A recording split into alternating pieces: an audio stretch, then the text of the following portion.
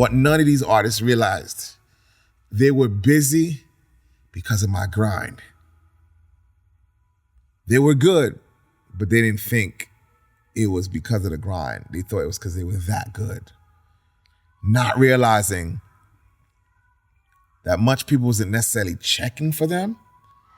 They discovered them through the grind, then they fell in love.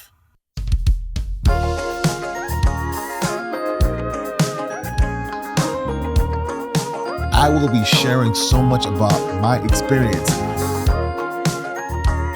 my 20th year as an entrepreneur. So much I'm going to tell.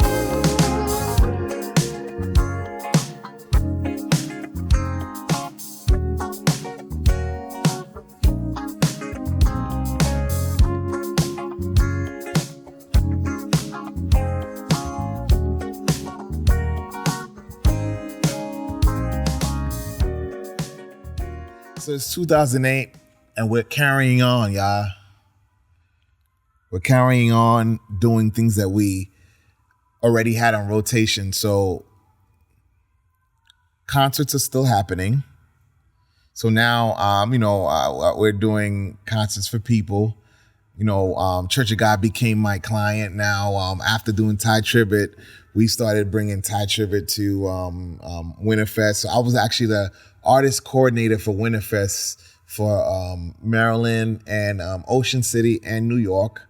I became the artist booker for Wingate concerts in Brooklyn. Okay, I think it's 2008, either 8 or 9, but we'll get to 9 later. I did the biggest concert for Baraka Baptist Church with Mary, okay, at Brooklyn College, which was a crazy experience. Within that even season was crazy. When we had Mary, and that taught me so much about what they call a union building, where a union building is a building that you literally pay for everything: a broom, a sock. You need a Mentos? No problem. You look down and the Mentos cost you $100. Okay, and that's how a union building would operate. I didn't know those things. All right. But 2008 was interesting. Again, fashion shows are continuing and happening, but I entered the management world that year. So I was managing the groups Soleil out of Philadelphia, Danielle Lewis. Actually, I entered it with Danielle Lewis before 06. 08, it kind of started in 06, 07, but 08 we were locked in. We were, I'll say that in a little while. Danielle Lewis. So the artist roster to begin in was Soleil, Danielle Lewis, those two. So literally I would grind and get them dates. And one of the biggest things that I realized when it came to artists is artists oftentimes didn't understand the level of work it took for them to be out there. That's number one. Number two, they didn't understand that if your manager didn't grind on a particular level, they wouldn't get where they need to go. Okay? And Danielle Lewis, I remember one of my favorites, man.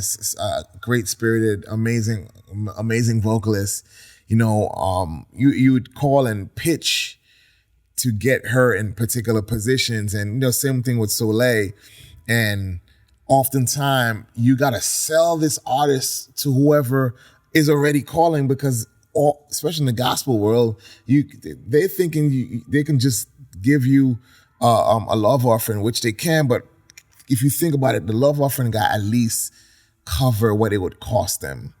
Oftentimes that wouldn't happen. Okay? And you remember in the gospel industry, there's not big contracts where you're signing artists like that, especially if they're not the A-list artists. So I was grinding like a label when I wasn't. I'm putting shows together. I am getting Daniel Lewis at the Gospel Den or one of those things. I think the Christian Life bookstore in Queens at the time, doing all kind of things to ensure they started working. Then I started thinking, like, how do I get this artist to focus on being a singer more? Guess what I did? I opened a music school, Kingdom Sound School of Music, which operated on East 19 and Cortelli, where I was renting from CCA Church, their second floor. Oh my God, what an experience. What it looked like. And remember, and unfortunately, that's one of the businesses I had it as a DBA under Lakai Entertainment. So I'm out there, putting together like flyers, passing out flyers. So I had Daniel Lewis as a teacher. Daniel Lewis taught so many different students, including, your amazing Manushka Charles that preaches and teaches at VU right now. She was actually a music student at my music school, right? How about that? Daniel Lewis was instructed. Saeed Renard, that was on the final, four, the thing DJ Khaled and Puffy had at the time. And he went on and win a couple of Grammys. I had David Dormius, that was an instructor there. And David Dormius is currently the Army music director for the United States.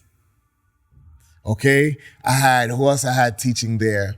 I had so many great names, and all of them came from Kingdom Sound School of Music, which derived out of Lakai Entertainment.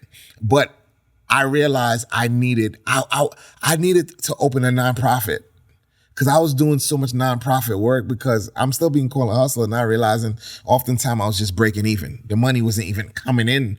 It was coming in, but it was going right out, because what it costs to operate these businesses, I didn't have the manpower to really man them, if that makes sense. Because I got the music school going, okay? I got the music school going, and I also have, the management thing. So through time, so I could give you all the people I was managing, I had Amonte Lacey. Amonte Lacey came about. I had Amonte Lacey. I had Daniel Lewis. I had Jovita Shepherd for a while. Did booking for Jovita. I had Double Edge, the rock band out of the Bronx. Okay, I had Darnell. I forgot Donna, out of Delaware. I was doing creative management for Ty Tribbett. Okay. I mentioned Amonte Lacey. There's more. Oh, Jay White. Oh my God. Jay White, one of my favorite guys on earth, man. And Jay White came on board, talent, amazing brother. And, it became more than management. I did creative management for him as well, build out his project. Then I did Corey for a little while and helping Corey build out. So I had Corey Henry, Grammy Award winning, and Jay White. And these are things that people don't know. And this is while I am, having concerts and a music school. But I realized people go, hey, Jackson, what happened to that team you mentioned? Yeah. What I realized about the team I had, thinking back at it, the team was passionate about some things. When it came to the fashion show, oh my God, I had a team. When it came to some other things, it was like, I'm around. And that's when I realized, like, should I build a different team for different things? Again, I'm operating as a label, because what I'm doing, I'm putting concerts together. I'm doing concerts at Emmanuel, Church of God. I'm doing concerts at Wingate. I'm doing concert at 1085 Flatbush Avenue, my home church. I'm doing concerts in Connecticut. Literally, I did a concert in Boston with Dixon Guillaume, and literally just doing all I can to create a bridge to ensure that all the artists are working and they go into this other space. So between 2008 and 2010, when I'm doing management and I'm I'm getting artists busy. I'm booking artists. So now I get a Monte Lacey. So when I get a Monte Lacey at the time he was called the Life Worship Band. A Monte Lacey wound up being, he wrote Great and Mighty Is Our God. He wrote Champion, Ty Tribbett, More and More, with Israel's album. And Monte Lacey was a big impact immediately. And I used to manage David Matei as well. And actually, I jumpstart David's and one accord, actually. Some of you guys may not know that either. So now I brought Monte Lacey to the city, and Monte Lacey is grind. I got Monte at every concert in New York, Connecticut, Boston. That's 2009 was my first time in Montreal. Now I'm international, doing concerts in Montreal, grinding. What none of these artists realized, they were busy because of my grind. They were good, but they didn't think it was because of the grind. They thought it was because they were that good. Not realizing that much people wasn't necessarily checking for them. They discovered them through the grind, then they fell in love. You heard that? So don't think I'm saying the artist wasn't great. No, they were great. No one was looking for them. No one's going to look for someone they don't know to look for, right? They didn't know to look for them. I put them out there and they got known. I remember in 2010, 2011, I started losing artists. Didn't understand why. I lost Daniel Lewis. Soleil dropped out. Everybody, maybe, there's times where they thought, hey, yo, Jackson, we're making money. Where's the money? It's like, what money? Yeah, they're giving you $300 to sing, $250. I'm doing concerts. Literally, I'm calling universities and saying, yo, I have these two. Listen to a strategy I had for Monte specifically, and I did it for Soleil and Danielle, packaging them. I would call, for example, and I'm going to use an actual example. I would call Brittany Allen in Baton Rouge, Louisiana. I'd say, hey, what's going on? Mind you, a lot of these churches were rude. I used to travel to Monte, a lot of phones, and in entrepreneurship, if you're not getting ready, if you're not okay with disrespect, you're in trouble. So I would call Brittany Allen, say, hey, my name is Jackson Chery. I'm excited to tell you I have an artist that's going to be in your city, and we just love to come by your church. So what I did is automatically I removed, and I'm going to tell you a lot, but I'm not going to tell you everything so you can buy the book of strategy, right? So I would remove the stress of them feeling like they would have to buy them a ticket to come. Because what? I told them what? They're already in your what? In your city, but they weren't. I would look up Southwest Airlines and see when it would be the cheapest to have a Monte in that area. Then I would get a Monte there. I would call, I did Johnson Wells College in Rhode Island. I would call them and say, by the way, I have a tour that's coming your way. It's featuring this person, that person, and that person. What would it look like for you to have them come to your city? No, there was no tour coming their way. I created that because that's how I was able to get them in the room, because no one wants to take the responsibility of hotel. But I knew I was going to get them at Johnson Well on Friday, LIU on Saturday, Pastor Courtney Church Saturday morning. Sunday morning, and I would get them another something in Jersey Sunday night. So between that, I can rally up 2,000. Great. I have a good $8,000 to take care of 3-4 artists. That's how their buzz was getting out there. But malheureusement, unfortunately, no one really understood that space. They really thought they were busy because they were just that good. Yeah, you guys were good, but how good? were you guys really? If they don't know who you are, right? So at some time, I started losing artists for one reason, and so you can know, I still love all of them, and it will, I was at their weddings, and it's love. But this is the truth behind 20 years. A lot of crying, a lot of I can't believe it. I'm misunderstood, and sometimes they're misunderstood because I make mistakes, but there was very little grace.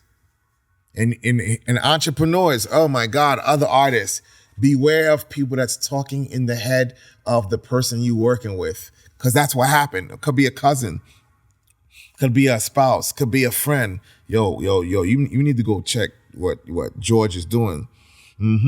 I know he's making some money off of you. Not knowing the facts. Some of the best artists are the ones that put the work in themselves. They're the ones that understand what it looks like to have a manager. So between 08 and 08, 09, 10, I was in management, half this music school. And now I'm trying to transition in what it looks like to have a team. But when do you ever have the funds to pay this team? Guys, I know I said a lot. I shared a lot. Keep watching. I appreciate you. Listen, it's gonna get better because you need to know what happened with this management team and all the artists and where'd they go, where are they now, what's happening, and crazy phone calls I got. It's gonna get better. Appreciate you. It's your boy. Keep watching. Road to 20. We're grateful. Peace.